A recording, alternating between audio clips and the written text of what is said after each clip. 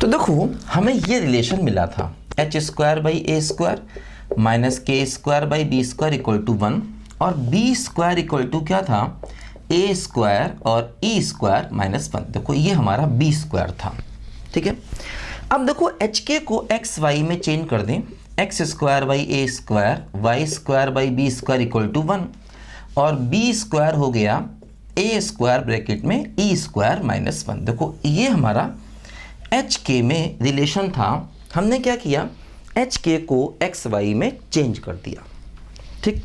देखो ये आ गया b square equal to a square और ई स्क्वायर माइनस 1। देखो ध्यान दो, ये हमारे हाइपरबोला का इक्वेशन आ गया। देखो इसमें ध्यान देना ई 1 से बड़ा है, तभी देखो ई स्क्वायर माइनस 1 पॉजिटिव है, तभी हम उसको बी स्क्वायर मान सकते हैं। एलिप्स में क्या था, ई 1 से छोटा था और वहाँ पर जो रिलेशन था वो था ए स्क्वायर ब्रैकेट में 1 माइनस ई स्क्वायर, है ना। यहाँ पर ई 1 से बड़ा है।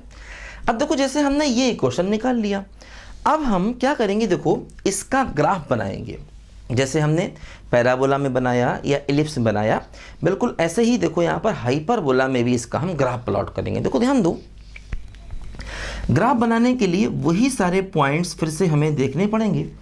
जैसे पहला पॉइंट देखो, अगर हम x की जगह माइनस एक्स रखें तो इक्वेशन में कोई चेंज नहीं हो रहा। देखो जैसे अगर आप x की जगह माइनस एक्स रख देंगे देखो इक्वेशन चेंज नहीं होगा। तो इसका मतलब देखो ये हो गया कि ये सिमेट्रिक अबाउट y एक्सिस हो गया, ध्यान दीजिए, है ना, सिमेट्रिक अबाउट y एक्सिस, क्योंकि x की जगह माइनस एक्स रखने से कोई चेंज नहीं, इसका मतलब सिमेट्रिक अबाउट y एक्सिस, ठीक है। देखो दूसरी बात देखो, अगर हम y की जगह माइनस वाई रखें और देखो कोई चेंज ना हो, नो चेंज, इसका मतलब देखो ये हो गया सिमेट्रिक अबाउट x एक्सिस, है ना, सिमेट्रिक अबाउट x एक्सिस। तो देखो ये x एक्सिस के अबाउट भी सिमेट्रिक है और ये y एक्सिस के अबाउट भी सिमेट्रिक है, क्योंकि x को माइनस एक्स रखने से भी कोई चेंज नहीं हो रहा और y को माइनस वाई रखने से भी कोई चेंज नहीं हो रहा, है ना। तो इसका मतलब ये x और y दोनों के अबाउट सिमेट्रिक है। अब देखो ध्यान दो, हम ये बात चेक करें कि आखिर इसमें इस फंक्शन का देखो क्या हो रहा है। जैसे अगर हम इसको ऐसे लिखें, x square by a square minus 1 बराबर y square by b square, देखो इसको ऐसे लिख सकते हैं, ठीक। अब देखो ये हो गया y square by b square equal to क्या होगा, x square minus a square by a square. देखो ये हो गया y square equal to b square by a square x square minus a square. देखो y की वैल्यू आ गई plus minus b by a under root x square minus a square. देखो ऐसा ये आ गया, ठीक। देखो अब यहाँ पर y की दो वैल्यूज हैं, एक प्लस एक माइनस, इसका मतलब ये फंक्शन नहीं है, है ना, मतलब ये कोनिक सेक्शन, तभी हम इनको अलग से पढ़ते हैं क्योंकि ये फंक्शन की कैटेगरी में नहीं आते हैं। हाँ जैसे इसमें से एक ओपनिंग अप पैराबोला जो था वो फंक्शन भी रहता है, मैंने बताया, तो उसको हम फंक्शन में भी पढ़ते हैं और कोनिक सेक्शन में भी पढ़ते हैं, दोनों में मैंने आपको डिफरेंस और सिमिलरिटी जो भी थे सारे बताए, ठीक है। लेकिन यहाँ पर देखो y की दो वैल्यूज आ रही हैं, इसका मतलब ये एक फंक्शन नहीं है। अब देखो y की अगर हम एक वैल्यू ले लें, ये वाली पॉजिटिव वाली वैल्यू ले लें, तो देखो अब ये एक फंक्शन बन जाएगा, ठीक है। और y की निगेटिव वाली वैल्यू ले लें, देखो ये भी एक फंक्शन बन जाएगा, ध्यान दो। तो देखो ये दो अलग अलग फंक्शन बन गए, y की पॉजिटिव वाली वैल्यू और y की निगेटिव वाली वैल्यू। जैसे मान लो अगर हम इसको ले लें y बराबर b by a under root x square minus a square, है ना, मान लो हम y की पॉजिटिव वैल्यू ही ले लें। अब देखो क्या होगा, रूट के अंदर का जो टर्म है ना, इसको पॉजिटिव करना पड़ेगा, तब हम y डिफाइन मिलेगा। देखो यहाँ से क्या मिलेगा, ये हो गया x minus a x plus a greater equal to 0, ठीक। अब यहाँ से अगर हम वेविकर मेथड लगाएं, देखो x की वैल्यू क्या मिलेगी, माइनस ए से कम, या x की वैल्यू मिलेगी a से ज़्यादा। तो इसका मतलब ये जो फंक्शन है ये a के आगे होगा या माइनस a के पीछे होगा, ये बात कन्फर्म है। इसका जो ग्राफ बनेगा वो a के आगे बनेगा या माइनस a के पीछे बनेगा, है ना। सिमिलरली जैसे यहाँ पर देखो हमने y को इन टर्म्स ऑफ x लिखा, है ना, y को यहाँ पर हमने इन टर्म्स ऑफ x लिखा, ठीक है। अब देखो जैसे यहाँ पर क्या होगा, अगर हम x को इन टर्म्स ऑफ y लिखें, जैसे मान लो हम वहाँ से x की वैल्यू y के टर्म में निकालें, देखो यहाँ से x की वैल्यू y के टर्म में निकालें, क्या होगा देखो, x square by a square equal to 1 plus y square by b square. देखो एक्स स्क्वायर क्या हो गया, a square by b square y square plus b square. देखो x की वैल्यू हो गई plus minus a by b under root y square plus b square. देखो ये यहाँ से बना। अब देखो क्या हो रहा है, अगर हम x को y के टर्म में लिखें तो देखो रूट के अंदर हमेशा पॉजिटिव है, यानी y की वैल्यू बिलोंग्स टू r हो जाएगी, है ना, क्योंकि देखो रूट के अंदर का जो वैल्यू आएगा वो हमेशा पॉजिटिव होगा। तो इसका मतलब x हमेशा डिफाइन है, y बिलोंग्स टू r हो गया, ध्यान देना। तो x ऐसा होगा और y बिलोंग्स टू r होगा, ध्यान देना, ठीक है। अब देखो यहाँ पर इस इंफॉर्मेशन को लेकर के हम इस फंक्शन का ग्राफ बनाते हैं कि आखिर इसका ग्राफ कैसा बनेगा, ठीक है। देखो बच्चों ध्यान दो, इसको जरा लिखो, पहले इसे मिटाना है, इसका ग्राफ हम प्लॉट करना चाहते हैं। देखो देखो यहाँ इसका ग्राफ बनाते हैं।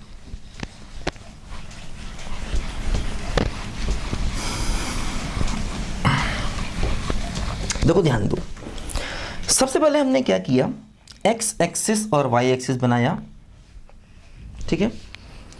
अच्छा अब देखो यहाँ पर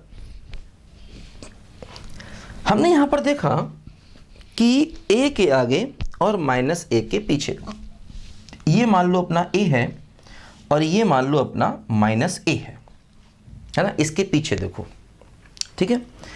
मतलब x a के आगे जाएगा या x माइनस a के पीछे जाएगा, ठीक है। देखो ए ई फोकस कहाँ पर था, ए ई, देखो ए ई डिस्टेंस आगे होगा और डायरेक्ट्रिक्स पीछे होगा, है ना, मतलब a बाई डिस्टेंस a से कम होगा और a इंटू ई से भी कम होगा, ध्यान दीजिए, है ना। देखो ये हमारा सेंटर है, ठीक है, ये a है, ये a इंटू ई है और देखो ये a बाई ई है।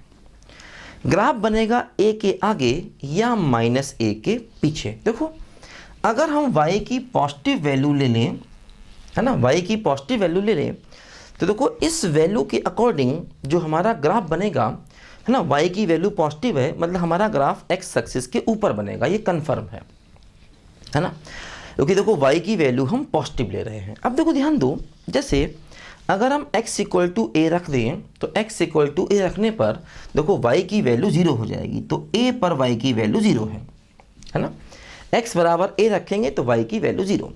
अच्छा अब देखो जैसे जैसे हम a के आगे जाएंगे ग्राफ की शेप ये होगी, मतलब ये ग्राफ इंक्रीजिंग होगा और कॉनकेव डाउन होगा। अब ये बात कैसे मालूम चलेगी, इसका डिफरेंशिएशन निकाल के मालूम चलेगी। देखो जैसे अगर आप इसका डी बाई डी एक्स निकालेंगे तो डी बाई डी एक्स आपको पॉजिटिव मिलेगा, है ना, आप निकाल के देखिएगा, इसका डी बाई डी एक्स आपको पॉजिटिव मिलेगा, तभी देखो ये फंक्शन इंक्रीजिंग आ रहा है और देखो कॉनकेव डाउन आ रहा है। इसका मतलब ये हुआ कि इसका डबल डेरिवेटिव आपको नेगेटिव मिलेगा, ध्यान दो, है ना। देखो D by D x positive मतलब इंक्रीजिंग और डबल डेरिवेटिव नेगेटिव मतलब कॉनकेव डाउन, तो ये दो बातें यहाँ पर ध्यान दीजिए, ठीक है। अच्छा अब देखो क्या होगा, जैसा ग्राफ है ना एक्स एक्सिस के ऊपर बना है वैसा ही ग्राफ नीचे बनेगा, क्योंकि ये function symmetric about x axis है।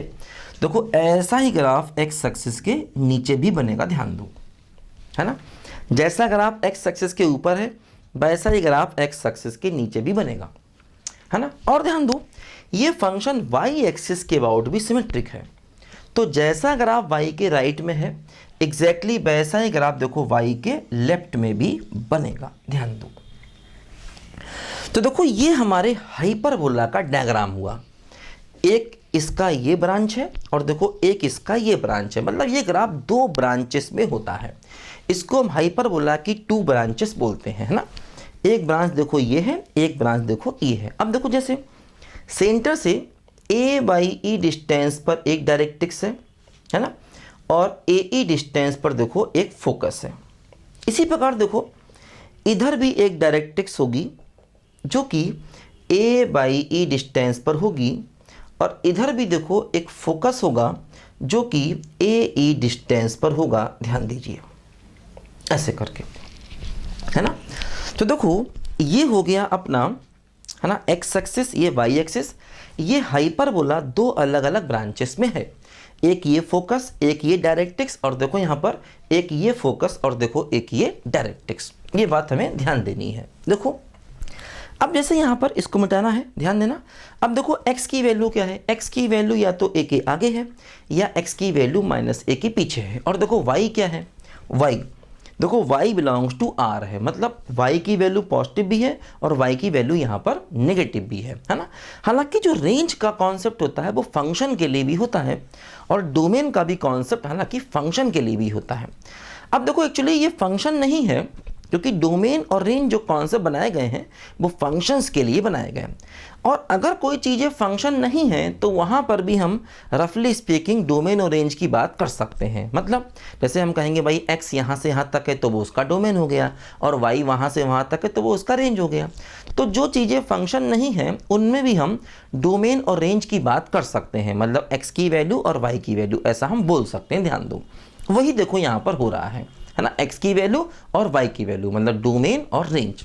ठीक है, तो देखो ये हमारे फंक्शन का ग्राफ हो गया। अब देखो ध्यान दो, जैसे ये वाला जो पॉइंट होता है इसे हम a कहते हैं, और ये वाला पॉइंट होता है इसे हम a डैश कहते हैं, a डैश, a और a डैश। इसकी डिस्टेंस देखो a होती है सेंटर से, और देखो इसकी भी डिस्टेंस a होती है सेंटर से, ध्यान दीजिए, है ना। तो देखो पूरी डिस्टेंस क्या हो गई 2a। बोलो भाई, a डैश की पूरी डिस्टेंस क्या हो गई 2a। देखो इस पार्ट को मिटाना है, जरा लिख लो ध्यान से, इसको मिटाना चाहते हैं तभी आगे कुछ और बातें हम सीख पाएंगे, है ना। इसको मिटा रहे हैं, देखो बच्चों ध्यान से पहले इसको जरा देखो।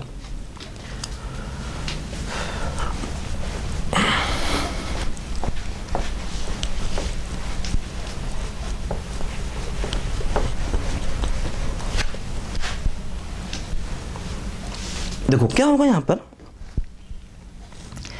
a डैश, है ना, इक्वल टू क्या हो गया 2a। ये a और ये a डैश, इनके बीच की डिस्टेंस क्या हो गई 2a। इसको हम लोग कहते हैं ट्रांसवर्स एक्सिस, है ना। a डैश को बोलते हैं ट्रांसवर्स एक्सिस, ध्यान दो। ठीक, देखो ध्यान दो, जैसे एक पॉइंट यहां पर लेते हैं B और एक पॉइंट यहां पर लेते हैं B डैश, है ना। मतलब सेंटर से देखो एक पॉइंट ऊपर लेते हैं और एक नीचे, इसको B डिस्टेंस पर लेते हैं। मतलब सेंटर से B डिस्टेंस पर एक पॉइंट ऊपर लिया और सेंटर से B डिस्टेंस पर एक पॉइंट नीचे लिया, है ना।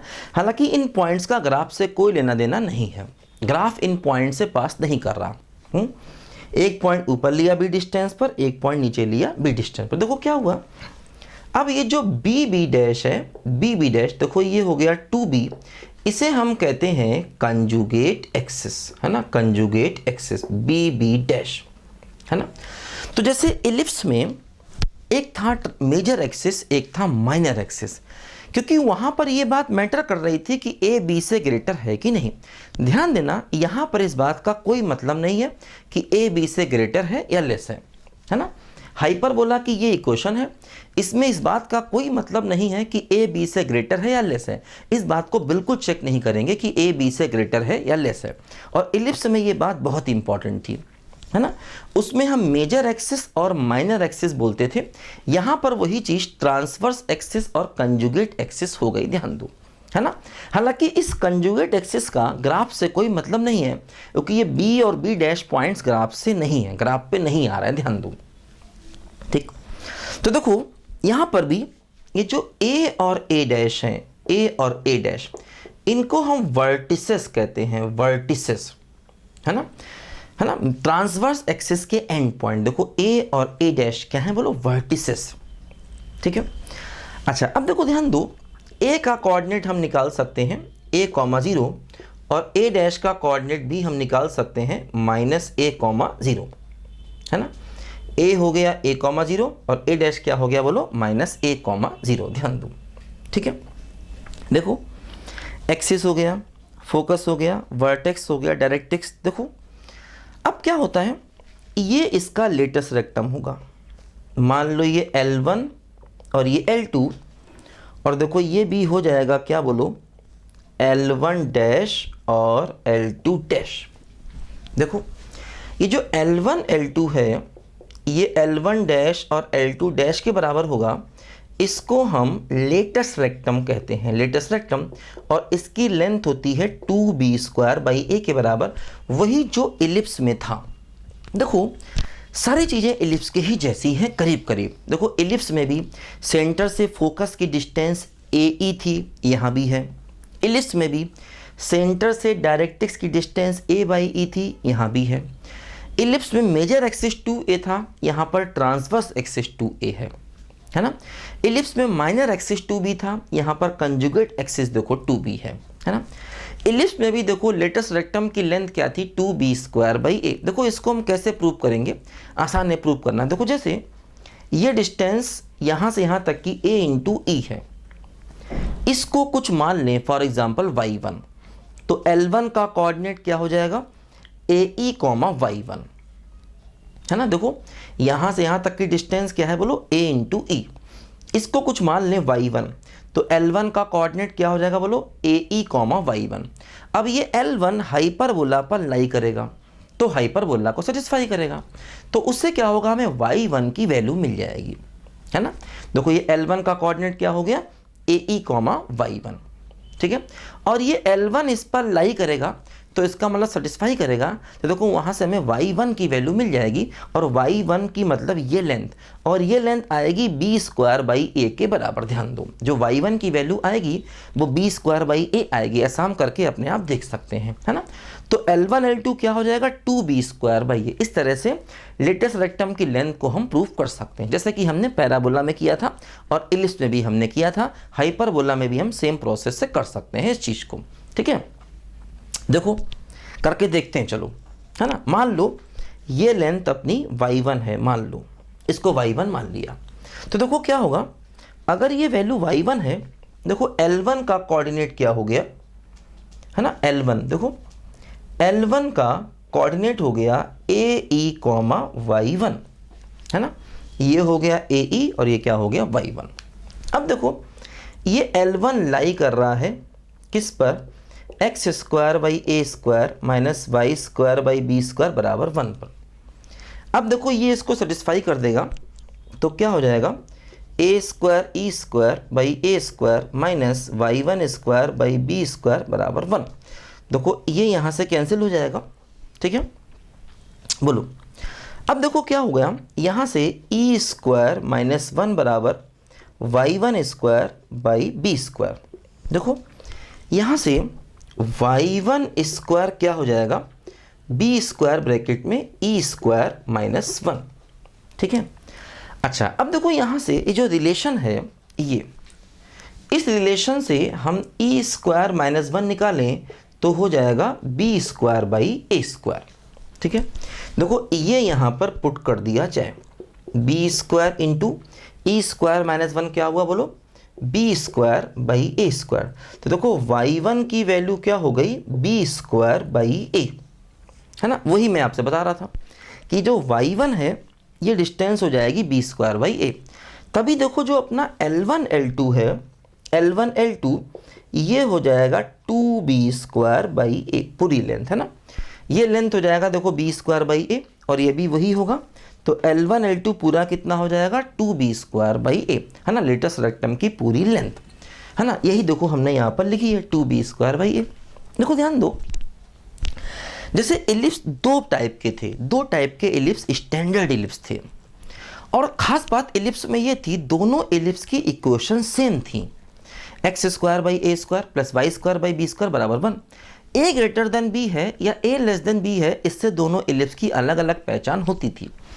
हाइपरबोला में ऐसा नहीं है, हाइपरबोला में भी दो स्टैंडर्ड हाइपरबोला होंगे लेकिन दोनों की इक्वेशन ही अलग अलग होगी। इलिप्स में दोनों की इक्वेशन सेम थी, हाइपरबोला में दोनों हाइपरबोला की इक्वेशन अलग अलग होगी। जैसे इलिप्स में एक था हॉरिजॉन्टल इलिप्स और एक था वर्टिकल इलिप्स, बिल्कुल वैसे ही हाइपरबोला में भी एक होगा हॉरिजॉन्टल हाइपरबोला, एक होगा वर्टिकल हाइपरबोला। देखो जैसे ये अपना हॉरिजॉन्टल हाइपरबोला है जो अभी हमने यहाँ पर बनाया। अब बिल्कुल ऐसे ही देखो एक बनेगा वर्टिकल हाइपरबोला और उसकी इक्वेशन बिल्कुल इससे अलग होगी, है ना। देखो क्या होगी बताते हैं आपको, लिखो जरा ध्यान से पहले इसको।